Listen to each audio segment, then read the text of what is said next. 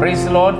Fountain of compassion சபை மூலமாய் நடத்தி வருகிற இந்த 21 நாள் ஜெப கூடுகைக்கு இணைந்திருக்கிற உங்கள் ஒவ்வொருவரையும் இயேசுவின் நாமத்தினாலே வாழ்த்தி வரவேற்கிறேன். விசேஷமாக இந்த ஜெப கூடுகையிலே என்னை இணைத்து கொண்ட அன்பு பாஸ்டர் பவுல் மோசஸ் அவர்களுக்கு என் மனமார்ந்த நன்றிகளையும் வாழ்த்துதல்களையும் தெரிவித்துக் கொள்கிறேன். நம்முடைய தேவன் எப்பொழுதும் புதிய காரியத்தை நம்முடைய வாழ்க்கையிலே செய்கிறவர். ஆகவே தான் அவர் சொல்லியிருக்கிறார், முந்தினவைகளை நினைக்க வேண்டாம், பூர்வமானவைகளை சிந்திக்க வேண்டாம், இதோ நான் புதிய காரியத்தை செய்கிறேன். புதிய காரியத்துக்காக, புதுப்பிக்கப்படுதலுக்காக காத்திருக்கிற உங்கள் வாழ்க்கையிலே தேவன் தம்முடைய மகிமையான காரியத்தை செய்வாராக. நாம் அனைவரும் இணைந்து கொஞ்ச நேரம் கர்த்தரை ஸ்தோத்திரிப்போம், கர்த்தரை ஆராதிப்போம். கர்த்தர் நல்லவர் என்று சொல்லுவோம். வேதம் சொல்லுகிறது, கர்த்தர் நல்லவர் என்று ருசித்து பாருங்கள் என்று. இந்த நான் பாடப்போகிற இந்த பாடம் சொல்லுகிறது, கர்த்தர் நல்லவர் என்பதை ருசித்து பார்க்கிறேன் என்று. இயேசு நாமத்தினாலே ஒருவரையும் பார்த்து சொல்கிறேன், இந்த 2024ஆம் ஆண்டு உங்கள் வாழ்க்கையிலே தேவன் நல்லவர் என்பதை ருசித்து பார்க்கிற ஆண்டாக இருக்கட்டும். ஒவ்வொரு அனுபவமும் நீங்கள் திரும்பி பார்க்கும் பொழுது கர்த்தர் நல்லவர் என்று சொல்லட்டும் என்று உங்களை வாழ்த்துகிறேன். என்னோடு சேர்ந்து இந்த பாடலை பாடுங்கள். இந்த பாடல் சொல்கிறது, புது பாட்டை இந்த நாவில் தந்தார், புகழ்ந்து பாடிடுவேன். கர்த்தர் நல்லவர் என்ற வாழ்விலே ருசித்து நான் என்றும் பாடுகிறேன்.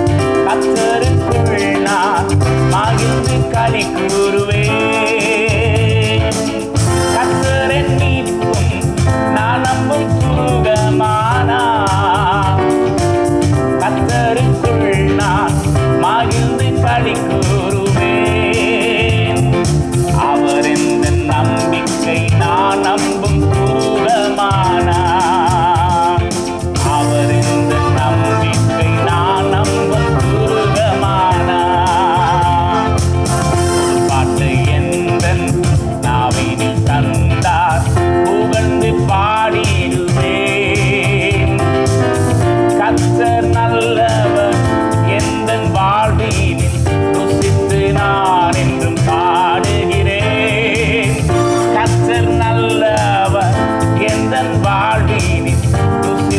நான் என்றும் பாடுகிறேன். பாட்டை எந்த நாவினில் தந்தார் புகழ்ந்து பாடிடுவேன். கர்த்தர் நல்லவர் எந்தன் வாழ்வினில் ருசித்து நான் என்றும் பாடுகிறேன். கர்த்தர் நல்லவர் எந்தன் வாழ்வினில் ருசித்து நான் என்றும் பாடுகிறேன். ஆபத்து நாளில் அனுகூல துணையும் கூப்பிட்ட நாளில் எனக்கு சேவை கொடுத்தார். ஆபத்து நாளில் அனுகூல துணையும் கூப்பிட்ட நாளில் எனக்கு சேவை கொடுத்தார். அவர் எந்த நம்பிக்கை நான் நம்பும் துருவமானார். அவர் எந்த நம்பிக்கை நான் நம்பும் துருவமானார். பாட்டை எந்த நாவினில் தந்தார் புகழ்ந்து பாடிடுவேன். கர்த்தர் நல்லவர் எந்தன் வாழ்வினில் ருசித்து நான் என்றும் பாடுகிறேன். கர்த்தர் நல்லவர் எந்தன் வாழ்வினில் ருசித்து நான் என்றும் பாடுகிறேன். கர்த்தர் நல்லவர் எந்தன் வாழ்வினில் ருசித்து நான் என்றும் பாடுகிறேன். கர்த்தர் நல்லவர் எந்தன் வாழ்வினில் ருசித்து நான் என்றும் பாடுகிறேன்.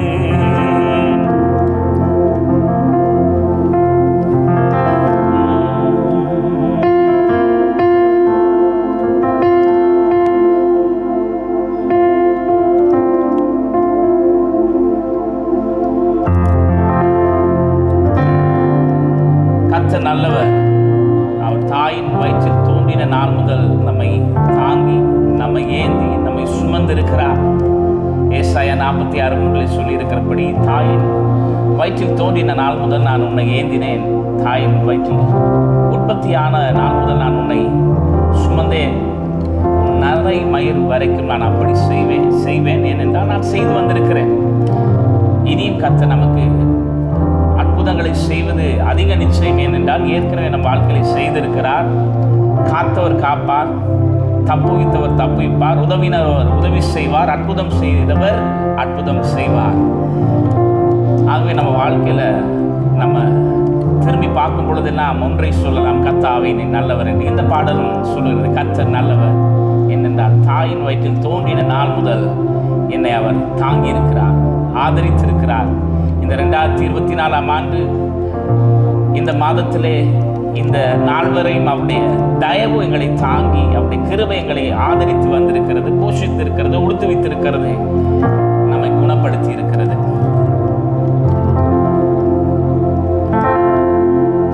நம் கர்த்தர் நல்லவர், மிக மிக நல்லவர். என்னை விசாரிக்கும் நல் தகப்பனாவர். என்னோட சேர்ந்து சொல்றீங்களா? என் கர்த்தர் நல்லவர், மிக மிக நல்லவர். என்னை விசாரிக்கும் நல் தகப்பனாவர்.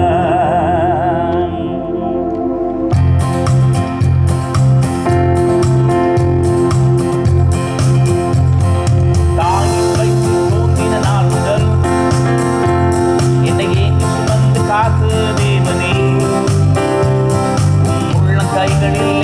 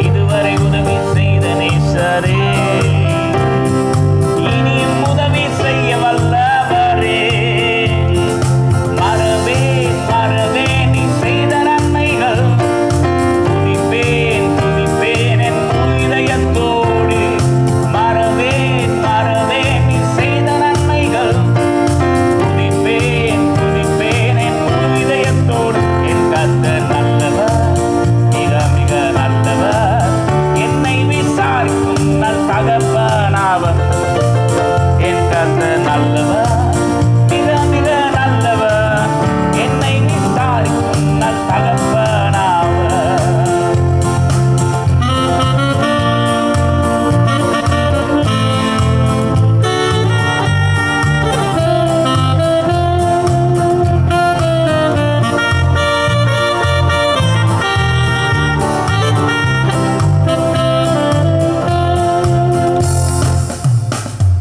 பகைஞர் எதிரே எனக்கு ஓர் பந்தி ஆயத்தம் செய்து சர்வ வல்லவரே, என்னையால் என்னை அபிஷேகம் செய்து என் பாத்திரம் நிரம்பி வழிய செய்கின்றீர். பகைஞர் எதிரே எனக்கு ஓர் பந்தி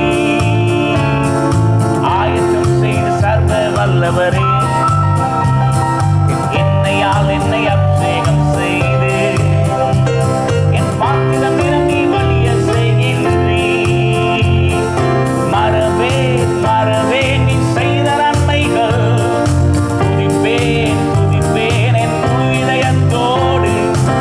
மறவேன் மறவேன் நீ செய்த நன்மைகள், துதிப்பேன் துதிப்பேன் என் முழு இதயத்தோடு. என் கர்த்தர் நல்லவர், மிக மிக நல்லவர், என்னை விசாரிக்கும் நல் தகப்பனாவர். என் கர்த்தர் நல்லவர், மிக மிக நல்லவர், என்னை விசாரிக்கும் நல் தகப்பனாவர். என் கர்த்தர் நல்லவர், மிக மிக நல்லவர், என்னை விசாரிக்கும் நல் தகப்பனாவர். தாயின் வயிற்றில் தோன்றின நாள் முதல் என்னை ஏந்தி சுமந்து காத்த தேவனே, உள்ள கைகளில் என்னை வரைந்து உங்கள் கண்மணி போல் என்னை காக்கின்றீர்.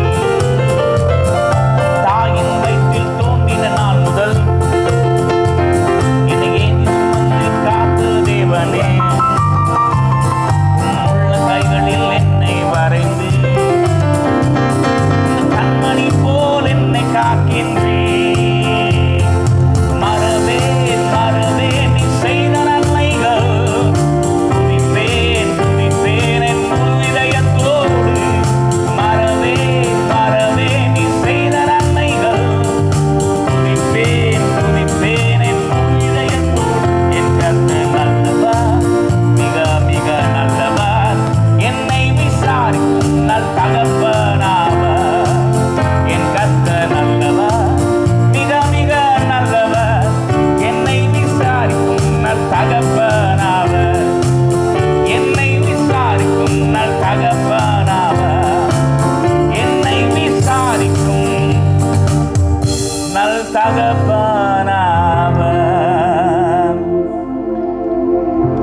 நம்மை விசாரிக்கிற ஆண்டவர், வேதம் சொல்கிறது அவர் உங்களை விசாரிக்கிறவரானபடினாலே உங்கள் கவலைகள் எல்லாம் அவர் மீது வைத்து விடுங்கள் என்று. அதனாலே நம்மை குறித்து கரிசனை உள்ள ஒரு நல்ல ஆண்டவரை நாம் ஆராதித்துக் கொண்டு இருக்கிறோம். இந்த பாடல் சொல்கிறது ஒரே ஒரு பாடல், ஸ்தோத்தரிப்பேன் நான் ஸ்தோத்தரிப்பேன் நான், முழு மனதாய் ஸ்தோத்தரிப்பேன் நான். ஏனென்றால் எண்ணில்லா நன்மைகளின் வாழ்க்கையிலே செய்திருக்கிறார். முழு மனதாய் ஸ்தோத்தரிப்பேன் நான். எத்தனை பேர் சொல்றீங்க? எண்ணில்லாத நன்மைகளை வாழ்க்கையில செய்திருக்கிறார், ஆராய்ந்து முடியாத அதிசயங்களை செய்திருக்கிறார். நான் ஏன் ஸ்தோத்திரிக்கிறேன்? நான் செய்ய போறதுக்காக அல்ல, ஏற்கனவே வாழ்க்கையில செய்திருக்கிறார். எட்டாத உயரத்தில் என்னை நிறுத்தி வைத்திருக்கிறார்.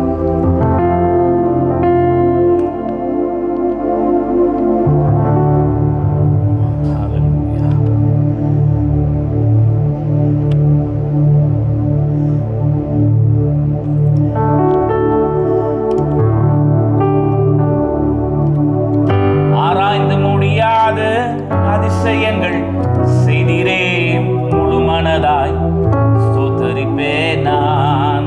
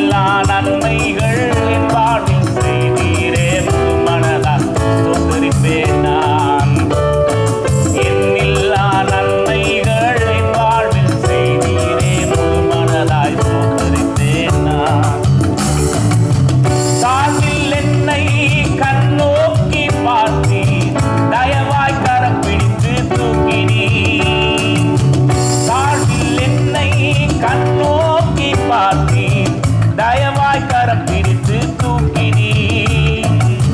எட்டாத உயரத்திலே உட்கார வைத்தீரே, முழு மனதாய் ஸ்தோத்தரிப்பேன் நான்.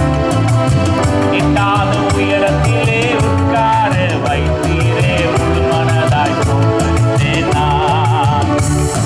ஸ்தோத்தரிப்பேன் நான், ஸ்தோத்தரிப்பேன் நான், முழு மனதாய் ஸ்தோத்தரிப்பேன் நான். ஸ்தோத்தரிப்பேன் நான், ஸ்தோத்தரிப்பேன் நான், முழு மனதாய் ஸ்தோத்தரிப்பேன் நான். எண்ணில்லா நன்மைகள் என் வாழ்வில் செய்தீரே, முழு மனதாய் ஸ்தோத்தரிப்பேன் நான். எண்ணில்லா நன்மைகள் என் வாழ்வில் செய்தீரே, முழு மனதாய் ஸ்தோத்தரிப்பேன் நான்.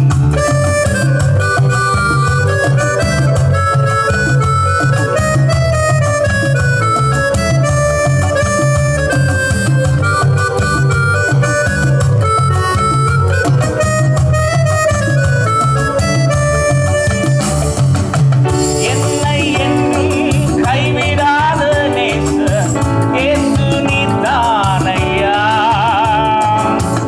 என்னை என்றும் கைவிடாத நேசர் இயேசு நீதானையா. என்னை மறவாமல் என் நினைவாயிருப்பவரே, முழு மனதாய் ஸ்தோத்தரிப்பேன் நான். என்னை மறவாமல் என் நினைவாயிருப்பவரே, முழு மனதாய் ஸ்தோத்தரிப்பேன் நான். ஸ்தோத்தரிப்பேன் நான், ஸ்தோத்தரிப்பேன் நான், முழு மனதாய் ஸ்தோத்தரிப்பேன் நான். ஸ்தோத்தரிப்பேன் நான், ஸ்தோத்தரிப்பேன் நான், முழு மனதாய் ஸ்தோத்தரிப்பேன் நான். எண்ணில்லா நன்மைகள் என் வாழ்வில் செய்தீரே, முழு மனதாய் ஸ்தோத்தரிப்பேன் நான். எண்ணில்லா நன்மைகள் என் வாழ்வில் செய்தீரே, முழு மனதாய் ஸ்தோத்தரிப்பேன் நான். என்னை என்றும் கைவிடாத நேசர் இயேசு நீதானையா. என்னை என்றும் கைவிடாத நேசர் இயேசு நீதானையா.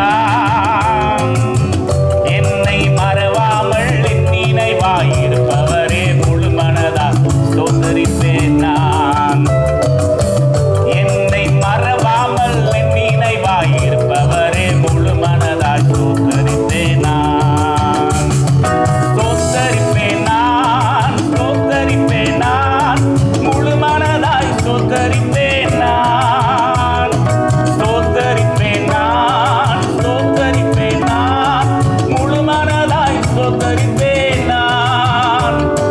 எண்ணில்லா நன்மைகள் என் வாழ்வில் செய்தீரே, முழு மனதாய் ஸ்தோத்தரிப்பேன் நான்.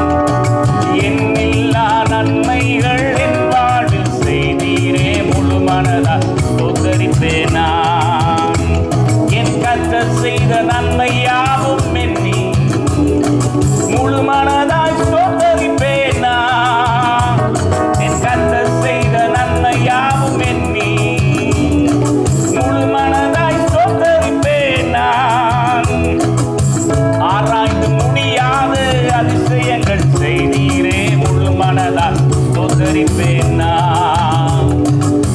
ஆராய்ந்து முடியாத அதிசயங்கள் செய்தீரே, முழு மனதாய் ஸ்தோத்தரிப்பேன் நான். எண்ணில்லா நன்மைகள் என் வாழ்வில் செய்தீரே, முழு மனதாய் ஸ்தோத்தரிப்பேன் நான்.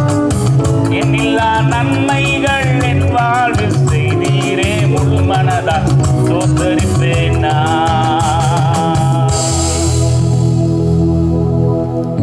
ஆராய்ந்து முடியாத அதிசயங்கள் செய்தீரே, முழு மனதாய் ஸ்தோத்தரிப்பேன் நான். என்னை மறவாமல் என் நினைவாயிருப்பவரே, முழு மனதாய் ஸ்தோத்தரிப்பேன் நான். ஆராய்ந்து முடியாத அதிசயங்கள் செய்தீரே, முழு மனதாய் ஸ்தோத்தரிப்பேன் நான்.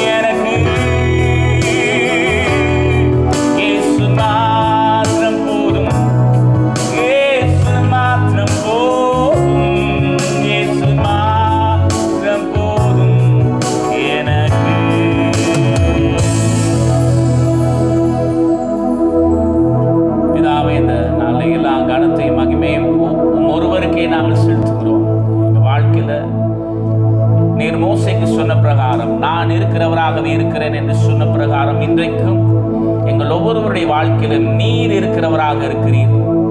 எங்கள் பலவீனங்கள் மத்தியிலே நீர் எங்களுக்கு பலனாய் இருக்கிறீர். எங்கள் தேவைகள் மத்தியிலே யெகோவாயிரே நீர் எல்லாவற்றையும் பார்த்துக் கொள்கிறவராய் இருக்கிறீர். யெகோவா ராஃபா நீர் இருக்கிறவராகவே இருக்கிறீர். யெகோவா ஷம்மா நீர் இருக்கிறவராகவே இருக்கிறீர். எங்கள் வாழ்க்கை முழுவதும் நீங்க போதுமானவராய் இருக்கிறீர்கள் என்றால், நீர் எங்கள் வாழ்க்கையிலே எல்லா தேவைகள் மத்தியிலே, எல்லா சூழ்நிலைகள் மத்தியிலும் இருக்கிறவராகவே இருக்கிறபடினால் உம்மை ஸ்தோத்திரிக்கிறோம். இந்த நாளில் எல்லா கனத்தையும் மகிமையும் ஒருவருக்கே செலுத்துகிறோம். தொடர்ந்து ஆவியானுடைய பிரசன்னம் ஒவ்வொருவரையும் ஆட்கொள்ளட்டும். மீட்பர் இயேசுவின் நாமத்தினால் ஜீவனுள்ள நல்ல பிதாவே, ஆமென். God bless you.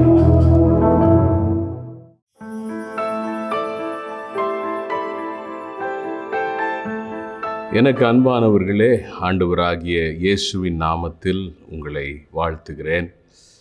இந்த உபவாச நாட்களிலே இது புதுப்பிக்கிற நேரமாக இருக்கிறது.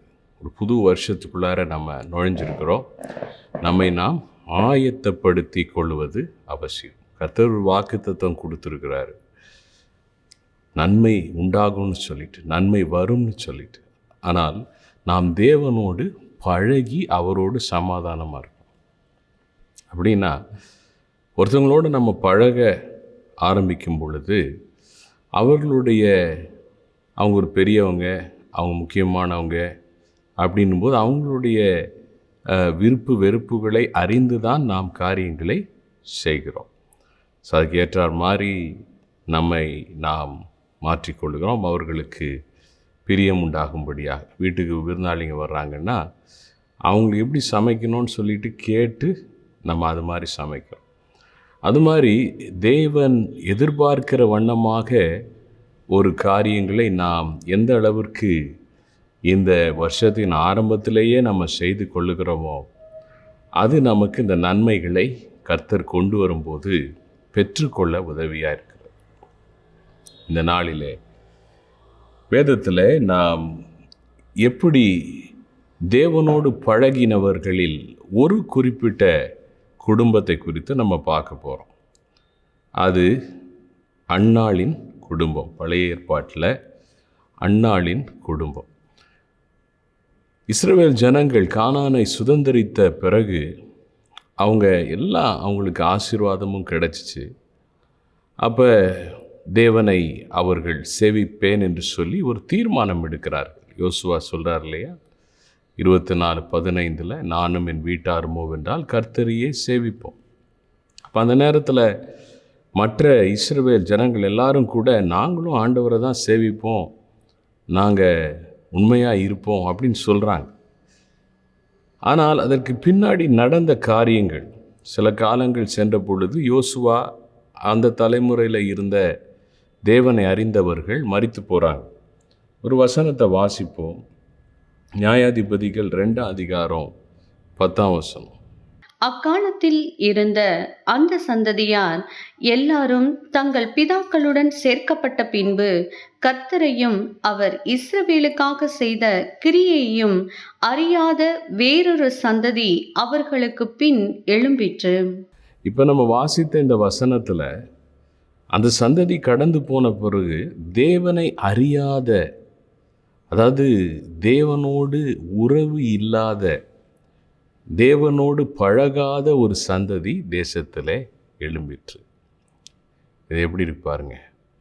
அதாவது அந்த பெற்றோர்களெல்லாம் ஆண்டவரை அறிந்தவர்களாக இருக்கிறார்கள். ஆனால் பிள்ளைகள் பார்க்கும் பொழுது தேவனுடைய மகிமையை அறியாதவர்களாக இந்த சந்ததி போயிடுது. நியாயாதிபதிகளின் புஸ்தகத்தை நீங்கள் வாசித்து பார்ப்பீங்கன்னா வேதத்திலேயே சோகமான புத்தகங்களிலே நியாயாதிபதி புத்தகம் மிகவும் முக்கியமானது. ஏன்னா இப்படியெல்லாம் கூட தேவனோடு ஒரு காலத்தில் இருந்தவங்க இவ்வளோ பின்னடைந்து போவாங்களா அப்படின்றதுக்கு, எவ்வளவு பின்னடைய முடியும், பின்னடைவு பெற முடியும் என்பதை நியாயாதிபதிகள் வாசிக்கும்போது ஒரு எச்சரிப்பாக இருக்கிறது. அதனால் நியாயாதிபதி புஸ்தகத்தை நம்ம வாசித்து பார்ப்பது நல்லது. அது மூலமாக நம்மளை அது ஒரு அலர்ட் கொடுக்குற மாதிரி நம்மை நாம் சீர்படுத்தி கொள்றதுக்கு ரொம்ப யூஸ்ஃபுல்லாக இருக்கும். அப்போ தேவனை அறியாத ஒரு சந்ததி பிறக்கிறது. அப்போ அவர்கள் மிகவும் பரிதாபமான ஒரு வாழ்க்கையை வாழ்ந்து பல முறை அடிமைத்தனத்தின் மேலே அடிமைத்தனம் அப்படியெல்லாம் போகிறாங்க. அவைகளின் மத்தியில் தான் கர்த்தர் சிம்சோன், பாராக், எப்தா, இன்னும் தெபோராள் போன்ற நியாயாதிபதிகளை எல்லாம் எழுப்பி கர்த்தர் பெரிய காரியங்களை செய்கிறார். அப்போ பெற்றோர்கள் நல்ல ஆண்டவரோட பழக்கத்தில் இருக்கிறாங்க, உறவில் பிள்ளைகளுடைய சந்ததி இப்படி விலகி போயிடுது. இப்போ எங்கே ப்ராப்ளம் நடந்திருக்கும்னு நினைக்கிறீங்க? அந்த பெற்றோர்கள் பிள்ளைகளுக்கு அவர்கள் தேவனை குறித்து அறிவிப்பதில் ஒரு இடைவெளி விட்டுட்டாங்க. இங்கே தான் நம்ம ஜாக்கிரதையாக இருக்கணும். நாம் ஆண்டவரோட ஐக்கியப்படுவது ரொம்ப முக்கியம். அதே போல் நம்முடைய பிள்ளைகளையும் அந்த ஐக்கியத்தின் பாதையில், தேவனோடு பழகுகிற அந்த பாதையில் நடத்துவது முக்கியமானதாக இருக்கிறது. பொதுவாகவே உலகத்தில் எந்த அப்பா அம்மாவும் என்ன விரும்புகிறாங்க? படிக்காத நிலையில் இருக்கிற ஒரு பெற்றோர் ஒரு நாள் ஒரு ஸ்கூலினுடைய பல ஸ்கூல்களினுடைய தலைவர் ஒருத்தர் சொல்லிகிட்டு இருந்தார். என்ன சொன்னார்னா, அவர் பிரின்சிபலாக இருந்தப்போ ஒரு நாள் அவரை சந்திக்கிறதுக்கு ஒரு குடும்பம் வந்தாங்களாம், விவசாய குடும்பம். அப்போ அவர் விவசாயி, பெரிய நிலப்புலம் எல்லாம் இருக்குது, ஆனால் படிக்கலை. அதனால் ஏதோ ஒரு ஊர்லேருந்து வந்து இந்த ஊரில் தான் ரொம்ப நல்ல ஸ்கூல் இருக்குது அப்படின்னு சொல்லிட்டு சிபாரிசெல்லாம் பிடிச்சி எப்படியாவது அந்த ஸ்கூலில் சேர்த்துடணும்னு சொல்லிட்டு அந்த ஸ்கூலுடைய வாத்தியார், நல்ல ஒரு மூத்த வாத்தியார், அப்போ அந்த விவசாயி வீட்டுக்கு பக்கத்து வீடான். அப்போ அந்த வாத்தியாருக்கு தினைக்கும் அவங்க நிலத்தில் விளைஞ்ச காய்கறி எல்லாம் தினைக்கும் கொடுத்து விடுவாராம். அவரை ஃப்ரெண்டு பிடிச்சி அந்த வாத்தியார் வந்து இந்த ஸ்கூலுடைய பிரின்சிபல், ஒரு ஃபாதர், அவரிடத்தில் ரெக்கமெண்டேஷன் பண்ணி அந்த பையனை சேர்த்து விட்டதை பாருங்கள். நான் கஷ்டப்பட்டாலும் என் பிள்ளைங்க நல்லா இருக்கணும், நான் படிக்காமல் இருந்திருந்தாலும் என் பிள்ளைங்க நல்லா படிக்கணும், அது நல்ல ஸ்கூலு, நல்ல டியூஷனு, நல்ல துணிமணி, எல்லாமே இதெல்லாம் செய்கிற காரியங்கள் மிகவும் நல்லது. ஆனால் இதெல்லாம் செய்யும்போது இதை விட ரொம்ப முக்கியமானது என்னென்னா, நம்ம எதில் குறை வச்சிடக்கூடாதுன்னா, நான் என் தேவனை அறிந்ததை விட என் பிள்ளைகள் அதிகமாய் தேவனை அறிந்து கொள்ளணும். இதை நாம் யோசித்து பார்க்கணும். இதில் நம்ம குறை விட்டு விடக்கூடாது. நான் கர்த்தரோடு பழகினதை விட என்னுடைய பிள்ளைகள் கர்த்தரோடு அதிகமாய் பழக வேண்டும். இது ஒரு பெற்றோர் பிள்ளைகள் ஸ்தானத்தில் இருக்கும்போதும் நாம் யோசிக்க வேண்டும். ஒருவேளை ஆவிக்குரிய பிள்ளைகள் நமக்கு இருப்பாங்கன்னா, நாம் வழி நடத்துகிற குட்டி பிள்ளைகள், சின்ன பிள்ளைகள் இருப்பாங்கன்னா, அவர்களையும் நாம் அப்படியாக நடத்த வேண்டியது அவசியமாக இருக்குது. தேவனை அறியாத சந்ததி தேசத்தில் எழும்பிற்று. தானியேலின் புஸ்தகத்தில் 11ஆம் அதிகாரத்தை நாம் பார்க்கும் பொழுது, தேவனை நாம் அறிவது, அதாவது தேவனோட பழகிறது, தேவனோட நல்ல ஐக்கியம் கொள்வது எவ்வளோ பெரிய ஆசீர்வாதம். 32ஆம் வசனம் சொல்லுகிறது, தேவனை அறிந்தவர்கள் பலம் கொண்டு அதற்கு ஏற்றபடி செய்வார்கள். தேவனை அறிந்தவர்கள் கடைசி காலத்தில் எப்படி இருப்பாங்களா? அந்த கடைசி காலத்தை பற்றி சொல்லுது. எந்த சூழ்நிலையிலும் பலவான்களாக இருப்பாங்க. அவர்கள் அதற்கு ஏற்றபடி செய்வார்கள்னா கர்த்தருக்காக பெரிய வெற்றிகளை எடுப்பார்கள். நல்ல சாட்சிகளாக இருப்பாங்க. அவங்க குடும்ப சாட்சி, அவங்க வாழ்க்கை சாட்சியாக இருக்கும், கர்த்தருக்கு மகிமையாக இருக்கும். அப்படி தானே இருக்கணும் நம்முடைய பிள்ளைகள். பிள்ளையுடைய வாழ்க்கை அப்படி இருக்கணும்னா தேவனோடு பழகுகிற ஒரு சந்ததியாக அவர்கள் இருக்க வேண்டியது அவசியம். சிறு பிள்ளைகள்லேருந்தே நாம் அப்படியாக அவர்களை உருவாக்கணும். வாலிப பிள்ளைகளாக இருக்கிறவர்களையும் அப்படியாக நாம் வழி நடத்தணும். இந்த செய்தியை கேட்குற யாராக இருந்தாலும் இந்த மாதிரியான ஒரு வாழ்க்கையில் அந்த தேவனோடு பழக வேண்டும். தேவனை அறிந்த ஒரு சந்ததியாக எங்கள் சந்ததி தேவனோடு ஐக்கியமுள்ள உறவுள்ள ஒரு சந்ததியாக இருக்கணும். நீ உலகத்தில் எல்லாமே இருக்கு பாருங்க, ஆனால் எல்லாமே இருக்குது, மனுஷனுக்கு தேவனோடு உறவு இல்லாதப்ப இந்த வாழ்க்கை எப்படியே விரிசல் விட்டு புலன்னு சொல்லிட்டு அப்படியே காஞ்சி போன களிமண் மாதிரி கொட்டி போயிருக்கு. அதனால் இங்கே ஒரு குடும்பத்தை பார்க்கிறோம், மண்ணாளின் குடும்பம். எப்படி அந்த தேவனோடு ஐக்கியமுள்ள ஒரு சந்ததி சாமுவேலை அவங்க இந்த பூமிக்கு கொடுக்கிறார்கள். இஸ்ரவேலுக்கு அன்னாள் மூலமாக சாமுவேல் பிறக்க ஆண்டவர் செய்கிறார். இதற்கு காரணங்கள் சில உண்டு. அதை தான் நம்முடைய வாழ்க்கையை நாம் கற்றுக்கொண்டு செயல்படுத்தலாம். அதை செயல்படுத்தும் பொழுது நிச்சயமாக தேவனை அறிந்த தேவனோடு பழகுகிற ஒரு சந்ததியாக நம்முடைய சந்ததி இருக்க முடியும். முதலாவது பார்க்கிறோம், 1 சாமுவேல் 1ஆம் அதிகாரத்தில் நாம் 2 வசனங்களை வாசிக்கும்போது, ஒன்று 10ஆம் வசனம், இன்னொன்று 15ஆம் வசனம். இந்த 10ஆம் வசனத்தை வாசிக்க கேட்போம். அவள் போய் மனம் கசந்து மிகவும் அழுது கர்த்தரை நோக்கி விண்ணப்பம் பண்ணி. நாம் வாசித்த வசனத்தில் அன்னாள் தேவனுக்கு முன்பாக தன்னுடைய மனவேதனையோட ஜெபிக்கிறதை நாம் பார்க்கிறோம். கண்ணீரோடு ஜெபிக்கிறாங்க. ஏன்னா அன்னாளுக்கு குழந்தை இல்லை. பெனினாள் இவளை பரியாசம் பண்ணி விசனப்படுத்துகிறா. ஒவ்வொரு நாளும் கண்ணீரோடு ஜெபிக்கிறாங்க, பாரத்தோடு ஆண்டவர்கிட்ட ஜெபிக்கிறாங்க. ஆண்டவரே அப்படின்னு சொல்லிட்டு ஜெபிக்கிறாங்க. 15ஆம் வசனத்தில் நம்ம பார்க்கும் பொழுது அங்கே ஏலி கூட என்ன நினச்சிக்கிறாரு, ஆசாரியன் சொந்தம்மா குடிச்சிட்டு வந்து இப்படி ஏதோ பண்ணிகிட்ருக்கு, முனவிட்டுருக்குன்னு. அப்போ இவங்க சொல்கிறாங்க, இல்லை, மனக்லேசம் உள்ள ஸ்திரீ, என் ஆத்துமாவை தேவனிடத்தில் ஊற்றி விட்டேன் அப்படின்னு மனதை ஊற்றி ஜெபிக்கிறாங்க, பாரத்தோடு ஜெபிக்கிறாங்க, கண்ணீரோடு ஜெபிக்கிறாங்க.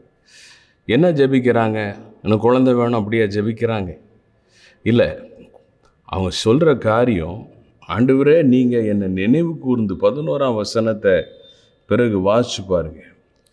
என் சிறுமையை பாருங்க ஆண்டவரே, என்னை நினைவு கூறுங்க ஆண்டவரே, எனக்கு ஒரு ஆண்மகனை தாங்க, அவனை உமக்கே நான் தருவேன், சவன் கத்தி அவன் தலை மேலே படுவதில்லை அப்படின்னு சொல்லிட்டு அவனை ஒரு நசரேயனாக உமக்காக நான் ஒப்பு கொடுத்துருவேன்.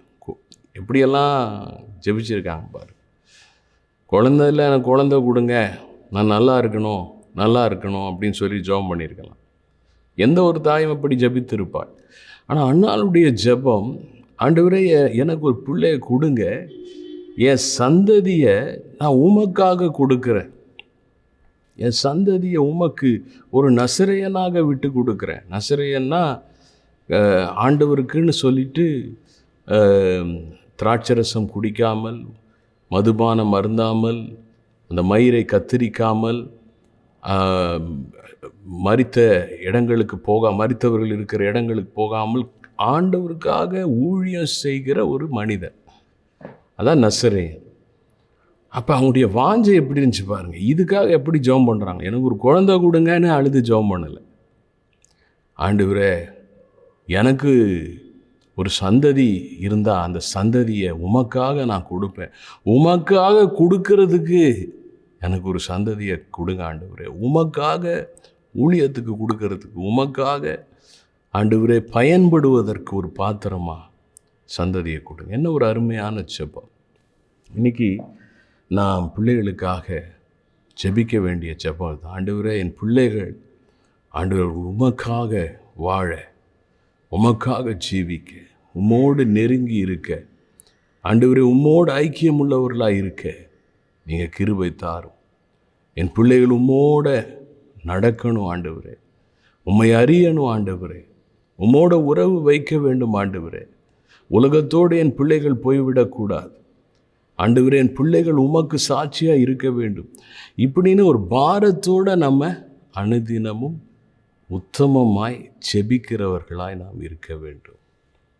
இது மிகவும் மிக அவசியம். ஏன்னா அந்த உலகத்தில் பாருங்கள், இன்றைக்கி எங்கே பார்த்தாலும் ரொம்ப பயங்கரமான நெகட்டிவ் காரியங்கள் சின்ன சின்ன வயசுலேயே தவறி போகிறதை பார்க்கிறோம். பிள்ளைகள் தவறி, வாலிப பிள்ளைகள், ஸ்கூல் படிக்கிற பிள்ளைகள்லாம் அநேக காரியங்களில் தவறி போய் விடுகிறார்கள். ராங் ஃப்ரெண்ட்ஷிப் கெட்ட பழக்கங்கள் வந்துடுது, கெட்ட காரியங்களுக்கு அடிக்ஷன் ஆயிடுறாங்க. சின்ன வயசுலேயே ட்ராக் மாறி போயிடுறாங்க. நம்ம ஜெபிக்கிறது அவசியம். முதலாவது நம்ம இப்படிப்பட்ட தேவனை அறிந்த சந்ததினா நம்ம ஜெபிக்க வேண்டியது அவசியமாக இருக்கிறது. இரண்டாவதாக நாம் பார்க்கும் பொழுது, கர்த்தர் அந்த அன்னாளுடைய ஜெபத்திற்கு பதில் கொடுத்த பொழுது அன்னாள் செய்த காரியம் என்னென்று பார்க்கும் பொழுது, அந்த குழந்தையை கொண்டு அவள் தேவனுக்கு அந்த குழந்தையை விட்டு கொடுக்கிறத பார்க்குறோம். வாசிக்கலாம். 1 சாமுவேல் 1ஆம் அதிகாரம் 27, 28. இந்த பிள்ளைக்காக விண்ணப்பம் பண்ணினேன். நான் கர்த்தரிடத்தில் கேட்ட என் விண்ணப்பத்தின்படி எனக்கு கட்டளையிட்டார். ஆகையால் அவன் கர்த்தருக்கு என்று கேட்கப்பட்டபடியினால் அவன் உயிரோடு இருக்கும் சகல நாளும் அவனை கர்த்தருக்கே ஒப்புக் கொடுக்கிறேன் என்றாள். அவன் அங்கே கர்த்தரை பணிந்து கொண்டான். இந்த 2 வசனங்களையும் நம்ம பார்க்கும்போது, சாமுவேல் முதல் பிள்ளையாக பிறக்கிறாரு.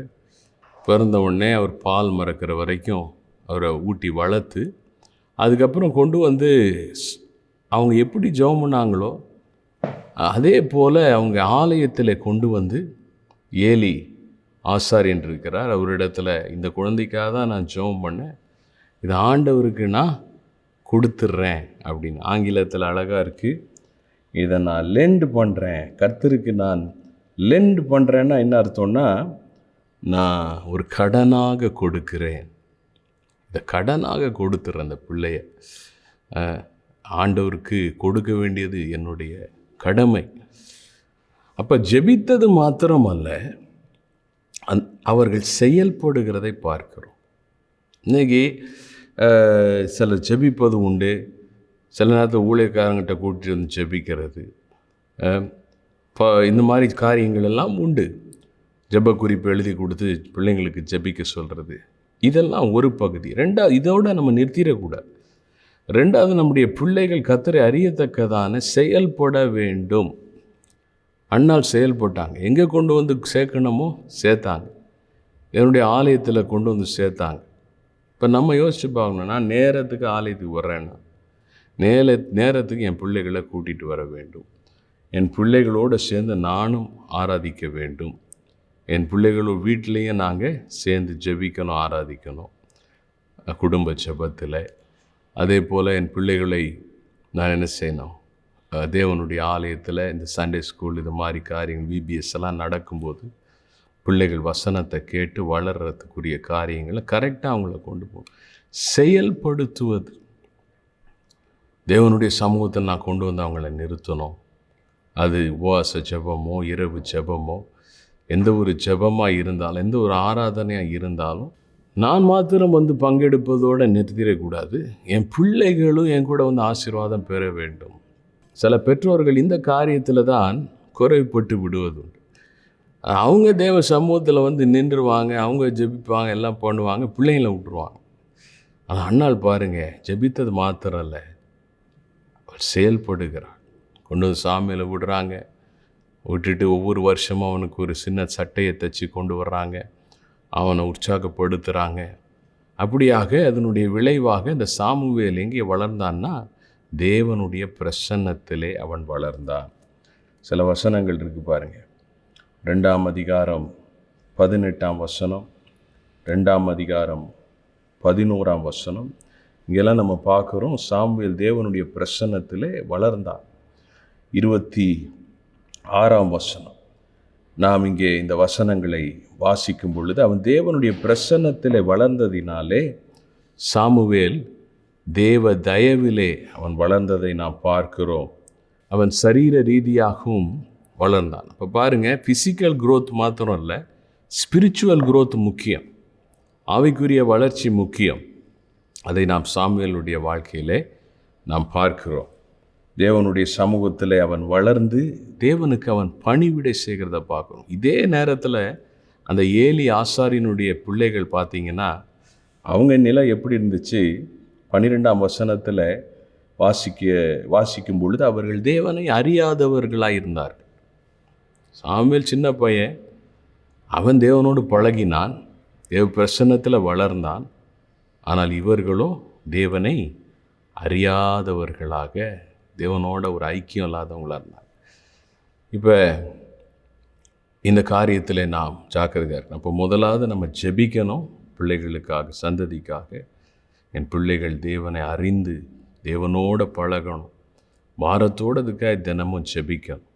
இரண்டாவதாக நாம் செயல்படணும், அவர்களை தேவனுடைய காரியங்களை கொண்டு வந்து நிறுத்தணும், அதற்கு முக்கியத்துவம் கொடுக்கணும், தேவ காரியங்கள் அவர்களை ஊக்குவிக்கணும், அதற்கான கிரயத்தை செலுத்தணும். எல்லாம் நம்ம செய்ய வேண்டியது அவசியமாக இருக்குது. அப்போ தேவனுடைய பிரசன்னத்தில் அவங்க வளருவாங்க. கடைசியாக பார்க்கும்போது மூன்றாவதாக நாம் இந்த அன்னாளுடைய மகன் சாமுவேல், அவன் தேவனுடைய சத்தத்தை கேட்கிறவனாக மாறினான். தேவனை அறிவது என்றால் என்ன? ஆண்டவரோட ஒரு உறவு ஏற்படும். இப்போ இதுவரைக்கும் சாமுவேல் சின்சியராக ஏலி கூட இருக்கிறாரு, ஏலிக்கு பணிவிடை செய்கிறான். அந்த குட்டி பையன் அவன் ஆலயத்தில் பணிவிடை செய்கிறான், அவன் உதவி செய்கிறான். அவங்க அம்மா அவனுக்கு உண்மையெல்லாம் இருக்கணும் சொல்லி கொடுத்துருக்காங்க. ஆனால் தேவனோடு அவனுக்கு ஒரு உறவு இல்லை. ஆனால் உண்மையாக செய்கிறான், பக்தியாக செய்கிறான். ஆனால் அப்படி செஞ்சிட்டே இருக்கும்போது பாருங்கள், தேவனோடு ஒரு உறவு ஏற்படுகிறதை பார்க்கிறோம். 1 சாமுவேல் 3ஆம் அதிகாரத்தில் நாம் பார்க்கும் பொழுது 1ஆம் வசனத்தில் தேவனுடைய வார்த்தை அந்த காலங்களிலே மிகவும் அரிதாக இருந்தது. 1 சாமுவேல் 3ஆம் அதிகாரம் 4ஆம் வசனம், 6ஆம் வசனம், 8ஆம் வசனத்தில் 3 தடவை சாமுவேலை தேவன் கூப்பிடுறார், பேர் சொல்லி கூப்பிடுறார். எனக்கு அருமையானவர்களே, அவன் ஏலிகிட்ட ஓடுறான். ஏன்னா அவனுக்கு தெரியல கடவுள் தான் பேசுகிறாரு, அந்த அனுபவம் இல்லை. பாருங்கள், ஆண்டவர் அவனுக்கு ஒரு தரிசனம் காமிச்சிருக்கலாம் இல்லையா? தரிசனத்தில் நேராக வந்திருக்கலாம் ஆண்டவர். ஆனால் அப்படி செய்யலை. பாருங்கள், ஒரு சத்தம் தான் கேட்குது. அப்போ அவனுடைய உள்ளத்தில் தான் ஆண்டவர் ஒரு சத்தத்தை கொடுக்குறார். சாமுவேலேன்னு கூப்பிடுறார். ஏன்னா பெரிய சத்தம் கொடுத்துருந்தாருன்னா நிச்சயமாக ஏலிக்கும் காதில் கேட்டிருக்கிறதுக்கு வாய்ப்பு உண்டு. ஆண்டவர் சாமுவேலுக்கு தரிசனம் கொடுத்துருக்கலாம். பாருங்கள், தரிசனம் கொடுக்கல. நேராக எத்தனையோ பேர், ஆபிரகாம் தரிசனமானார், மோசேக்கு தரிசனமானார், அது மாதிரி இல்லை. கர்த்தர் உள்ளத்தில் பேசுகிறார். ஏன்னா அந்த உறவு, தேவன் தம்முடைய பிள்ளைகளோட வார்த்தையை கொண்டு உறவு கொள்ள விரும்புகிறார், பேர் சொல்லி கூப்பிடுறார். அப்போ ஏலி அதை புரிந்து கொள்ளுகிறார். கர்த்தர் தான் சாமுவேலை கூப்பிட்டார்னு சொல்லிட்டு, கர்த்தாவே சொல்லும் அடியேன் கேட்கிறேன். அப்போ அதே போல் ஆண்டவர் 3ஆம் முறை கூப்பிடும் பொழுது அந்த ஏலி அப்படியாக சொல்லுகிறார். 4வது முறையாக ஆண்டவர் சாமுவேலை கூப்பிடும்போது அவன் சொல்லும் அடியேன் கேட்கிறேன் என்று சொல்லி, தேவ சத்தத்திற்கு இது ஆண்டவர் சத்தம்தான் அப்படின்னு கேட்டு புரிஞ்சிட்டு அதுக்கு பதில் கொடுக்குறார். அப்புறம் ஆண்டவரோடு பேசுகிறார்.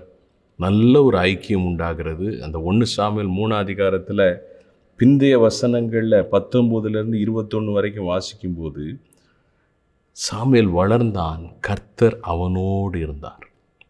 இப்போ பாருங்கள், ஒரு ஐக்கியம் வந்துட்டதுனால ஆண்டவரோட ஒரு பழக்கம் அந்த பிள்ளைக்கு வளர வளர வந்துருச்சு.